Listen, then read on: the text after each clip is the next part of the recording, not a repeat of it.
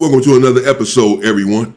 How does one survive 32 years in the SHOOT program, the Security Housing Unit? Most individuals do not survive, or not most, but a lot of individuals do not survive the SHOOT program. I was there for nearly 4 years. This individual did 32 years in the SHOOT. Nevertheless, he was able to build wealth while they're in the SHOOT. Pay attention.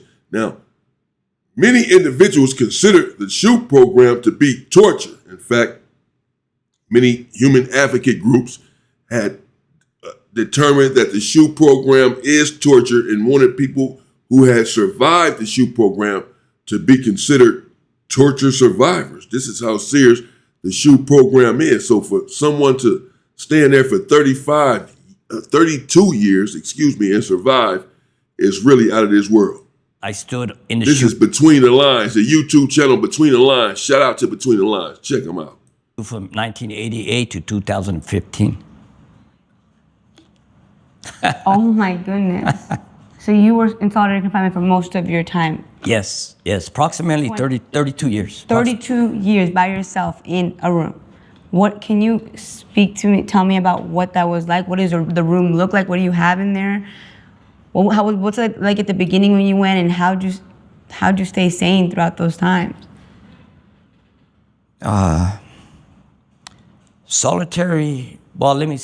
I'll explain Pelican Bay. Pelican Bay Prison, it's in Crescent City. It was designed to break inmates, to keep them segregated from other inmates. Mm-hmm. You would be in a cell by yourself. You have no contact with no one. You go to the yard by yourself. You go to the shower by yourself.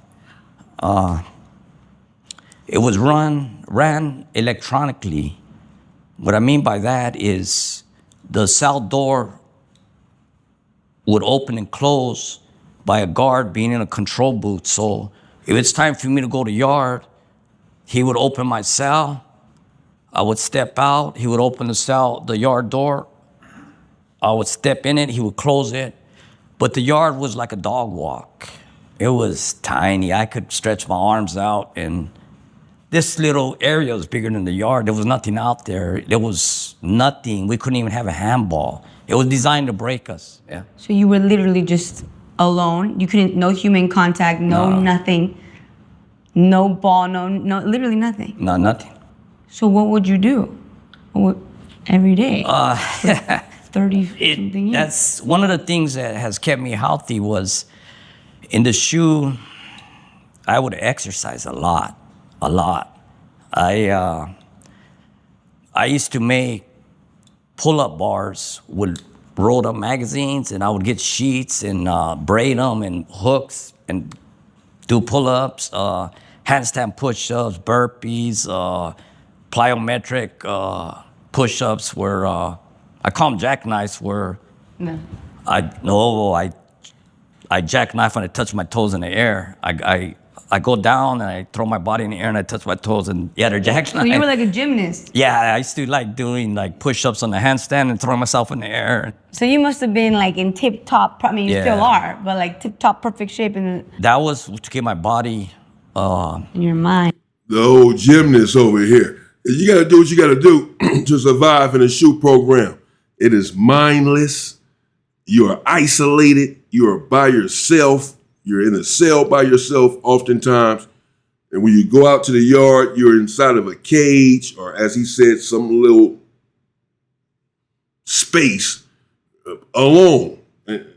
Imagine doing that for 32 years. This SHOOT program, Pelican Bay SHOOT, has broken many individuals, many strong individuals. They were once strong when they went in there, and they came out cooked, mentally ill, needing medication, all sorts of stuff just to survive, just to function in life, just to function on a regular prison yard. So he seems to have all of his faculties after surviving 32 years in isolation. It's not an easy thing. So for him to have a presence of mind to stay strong, be strong, to exercise in there, get his pull-up bars, do what he had to do for 32 years and survived, and he's still in prison. Shout out to this man. Well, and as far as my mind, let me see. I would read a lot. I started first with history. I learned how to draw. Pretty good drawing. I learned how to play chess. I started learning about personal finance. I learned about the stock market. I started trading stocks. I learned about real estate, small business, stocks, options, commodities, currencies. So you were just like a self-taught genius then. Well, I lost my mother and I knew I was gonna have no one. So I started saying, well, I gotta take care of myself. So I started learning ways of making money and Making money in the shoe. in the shoe, yes. Well, I have a house. I have I got a house for my parents passed away. They left me the house. Oh, wow, okay. And so I invest in stocks, bonds. How do you invest in stocks in prison? I'll have, let's say that you're my sister or my girlfriend or Okay. whatever, you go visit me. I'll say, hey, contact E-Trade. Yeah. And get an application, fill the application, open up the account. You could either open it for yourself or make it for 2 people. And then I'm gonna tell you what stocks. I'll write to you. And how are you making money?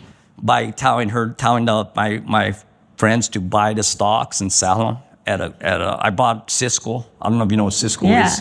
It does routers and stuff for the internet. In 99, before the internet boom, well, before these computers and these tablets came out, I was reading about all that. So I started first investing in the internet. Knew it was gonna grow, so I invested in Cisco, routers, switches. I invested in Intel. I invested in anything that I thought that had to do with computers and what was happening. And I made Shit, so he rich then. He got money. He started investing in the internet in 1999 before the internet really began to boom. And he invested in Cisco. Old player here. You see how he threw in. Let's say my sister. Let's say if you were my sister, you wanted to say that first. Or my girlfriend. That's what he told her. And you came to visit me. Old player, he still got it. Oh man, stay strong. 32 years. I'm assuming he has life in prison. He's still in there, and he's been in there for. He said he thought he was going to die in the shoe program. So yeah, but a good thing he didn't. He made it out of that place, man. I know. I did 38 months in the shoe program, and it was hell. Shoe program is not good, but prison itself was hell. But the shoe program is jail inside of jail. It's a prison inside of prison. make money on stocks.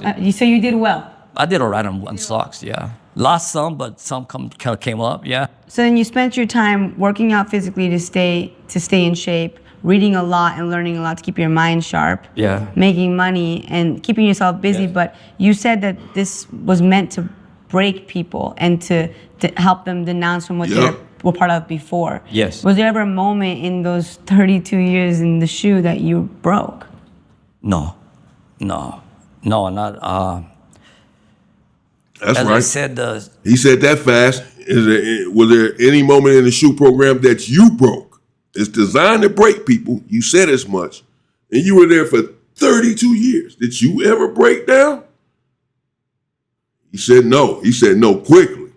That's a lot of strength to stay strong for 32 years. Some people can't make it for 32 days in the shoe program. And I understand. It's hard. It was hard. That 38 months that I did in the shoe program was extremely hard. I was at the Hatchie shoe and I was in Corcoran shoe. Pelican Bay shoe is no joke.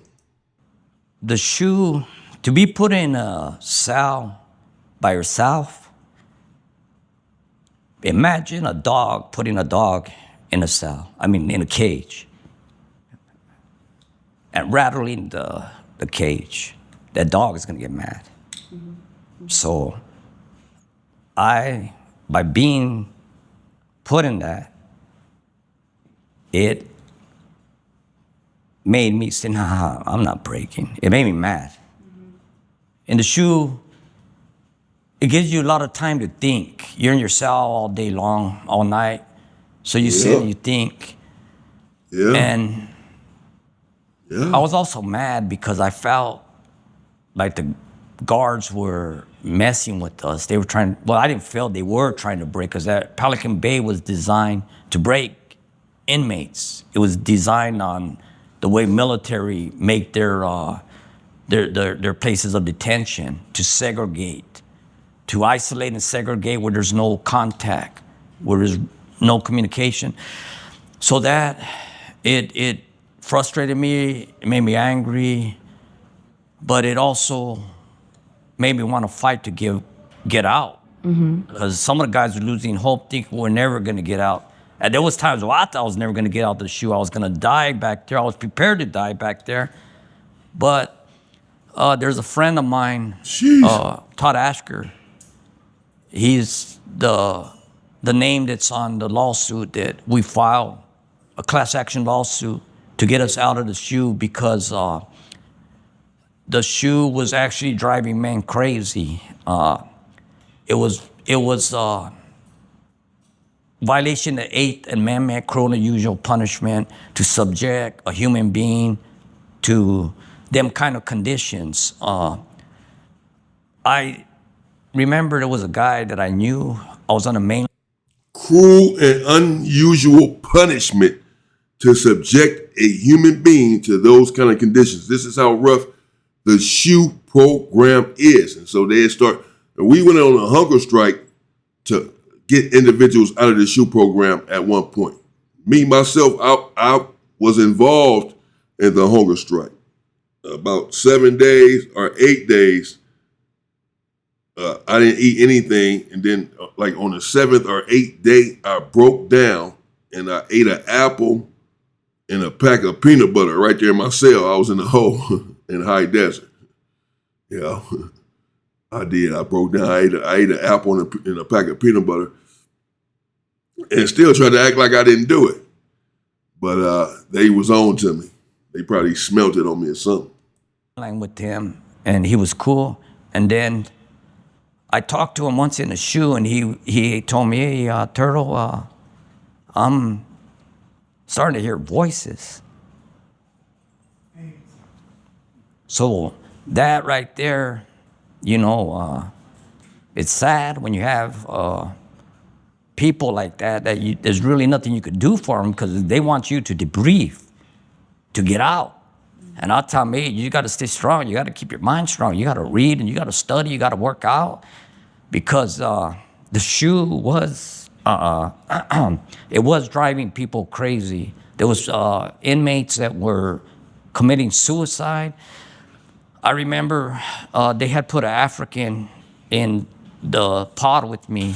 A pod is a section where there's 8 cells, 4 cells on the bottom, 4 on the top. The African was going crazy. He was in the cell naked, full of fecal matter, shitting on himself, pissing on himself, throwing it at people when they would pass by his cell. He would go shower. He would shit in the shower on the yard. They would extract him, took him out, and them are the symptoms of what the shoe will. Yeah, those are the symptoms. There's many people in there like that in the shoe program and in the hole in general, just in the hole in prison. You're on the main line, you're in the yard, you get caught up in whatever situation, and they send you to the hole. You get into a fight, stabbing, drugs, whatever, you go to the hole. You'll find people in the hole, doing just that. Shitting, playing with the stuff, trying to throw the stuff on COs, smearing their walls and windows with it. People just going berserk after a little while in the hole. They can't take it, and they're trying to get medication. They want to be transferred to a different a lighter prison, etc. And so some of them are playing a role, some of them are not. They're really going crazy. Right there in the SHOE program, it's the same sort of situation. You'll have individuals there going crazy. As he said, he witnessed many individuals commit suicide right there in prison in the SHOE program because they could not take it. They could not handle the punishment, the torture, the cruelty, the isolation that is the SHOE. So again, it takes a lot of strength to get through that. Shout out to that individual for doing that for 32 years. And again, shout out to Between the Lines. Go check them out. And he was able to build wealth while there. And he was able to stay strong while there. And he seems to be calm. 32 years in isolation and in the SHOE program will do that. But he seems to be calm, clearly more mature, a mature individual, and has his head on straight. And I'm sure he's proud of himself for being strong all of that time, because not everyone can make it in that situation. She asked him, did you ever break down? Did they ever get you? He said no, quickly. There's a lot to be said about that. But really, the goal, the objective is to stay out of prison to begin with. These places are no good. Prison is no good for anyone. For those who do not know, I did over 30 years of incarceration, and it was hell and torture every single day. Every day of it was hell. I didn't have not one good day. In the whole 30 plus years, I had not one good day. Stay safe and stay free, people.